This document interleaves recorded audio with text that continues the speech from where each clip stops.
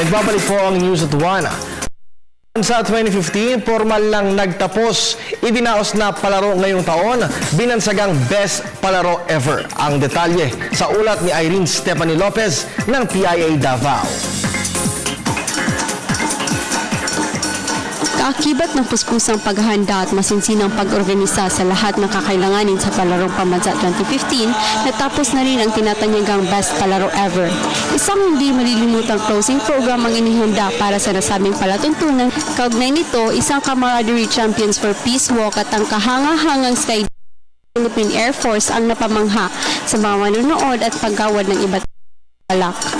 Kinumpirma ni Governor Rodolfo Del Rosario ang Olympic of the Grassroots ay matatawag ng Best Palaro Ever base sa mga nasagap na komento ng mga tanyag na personalidad at pati na rin sa mga delegasyon na galing sa iba't ibang rehiyon ng bansa.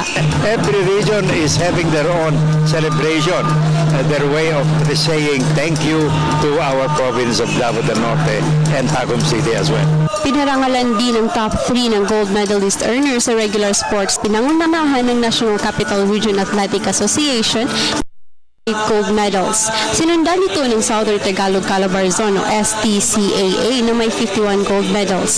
At pangatlo naman ang Western Visayas Athletic Association o WVAA na may 42 gold medals. Naipasa na rin sa Kongreso ang Local Bill No. 2293 ng rehiyon ng Davao tungkol sa pagpapatayo ng Davao Sports Academy. Ito ay kasalukuyang nasa Senado na ipinapasa sa tulong ni Senador Angara. Ito ay naglalayong mahasa ang mga atletang Pinoy lalong-lalo na sa rehiyon 11 sa larangan ng palakasan at sports. Isiniwalat ni Congressman Anthony Rafael ang Sports Academy ay ipapatayo sa Davao del Norte Tourism at Sports Complex.